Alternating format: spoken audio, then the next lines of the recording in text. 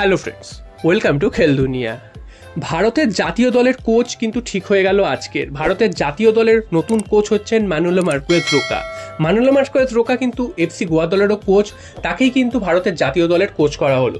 তো এখানে একটা মজার ব্যাপার, তিনি কিন্তু এফসি গোয়া দলের সাথে সাথে ভারতেরও কোচিং সামলাবেন এই একটা বছর। তার সাথে গোয়ার কিন্তু চুক্তি রয়েছে 2025-এর মে মাস অবধি। তো এই কদিন অবধি তিনি কিন্তু দুটো দলকেই একসাথে কোচিং করাবেন।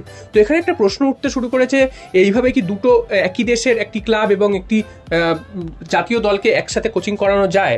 তো এখানে কিন্তু সেরকম কোনো নিয়মের উল্লেখ পাওয়া যাচ্ছে না, যদিও ইন্টারেস্ট অফ কনফ্লিক্ট এই বিষয়টা কিন্তু সামনে চলে এসছে, কারণ এখানে কিন্তু পক্ষপাতিত্বেরও একটা সম্ভাবনা থেকে যাচ্ছে। তো সেরকম যদি কিছু হয় সেক্ষেত্রে কিন্তু দলের জন্য ভালো হবে না। তো দেখা যাক এফসি গোয়া দলের দায়িত্ব তিনি ছাড়েন কিনা।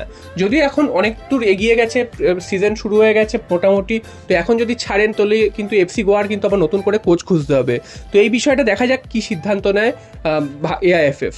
এরপর চলে আসি মোহনবাগানের খবরে। মোহনবাগানের খবরে এই মুহূর্তে আবার কিন্তু টুইস্ট আনোয়ার আলীকে নিয়ে, কারণ আনোয়ার আলীর ব্যাপারে কিন্তু একটা দারুণ তথ্য উঠে এসেছে, যেটা কিন্তু এতদিন সবার জানা ছিল না। সেটা হচ্ছে রঞ্জিত বাজাতের কারচুপি বলা চলে, এক ধরনের তিনি কিন্তু জালিয়াতি করেছেন, সেটাই কিন্তু বলা যায়। কারণ মোহনবাগানের সাথে যে চুক্তিটা হয়েছিল, লোন ডিল হয়েছিল, সেখানে কিন্তু মোহনবাগানের সাথে যে কন্ট্রাক্ট হয়েছিল যে তাকে যত টাকা দেওয়া হবে আনোয়ার আলীকে, এবং সেই টাকাটা কিন্তু মোহনবাগান দিয়েছে।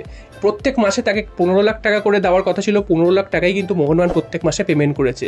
এখানে খেলাটা খেলেছেন রঞ্জিত বাজাজ, তিনি নাকি 12.5 লাখ টাকা করে কিন্তু আনোয়ার আলীকে দিয়েছেন, এবং বাকি টাকাটা কিন্তু তিনি তার নিজের পকেটে পুরেছেন, অর্থাৎ দিল্লি এফসির কাছে গেছে। তো এটা কিন্তু একদমই বেআইনি ব্যাপার, এবং আনোয়ার আলীর থেকে কিন্তু 27.5 লাখ টাকা মতন নিয়ে নেওয়া হয়েছে এইভাবে। তো মোহনবাগান এটা জানা ছিল না, তো এইবার কিন্তু এই নিউজটা উঠে এসেছে, এবং সেখানে বোঝাই যাচ্ছে যে রঞ্জিত বাজাজ একটা বিরাট রকমের জালিয়াতি করছে।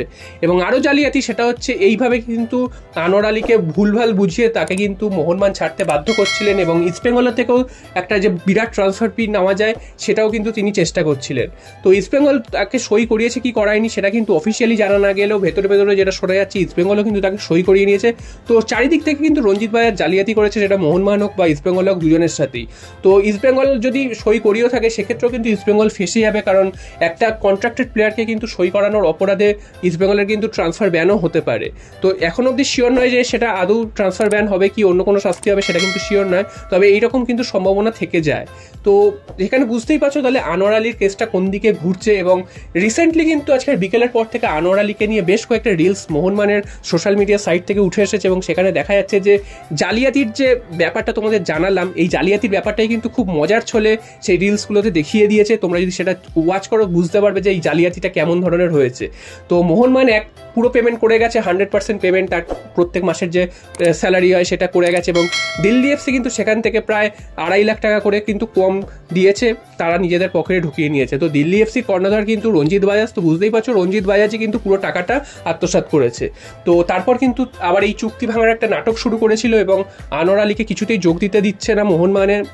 গতকাল কিন্তু আনোয়ার আলী যোগ দেওয়ার কথা ছিল মোহনবাগানে, তিনি যদি গতকাল না যোগ দেন তা সেক্ষেত্রে কিন্তু প্রত্যেকদিন 1 লাখ টাকা করে তার জরিমানা হবে। তো গতকাল তিনি কিন্তু যোগ দেননি, অর্থাৎ তার কিন্তু 1 লাখ টাকা করে প্রত্যেকদিন জরিমানা হচ্ছে।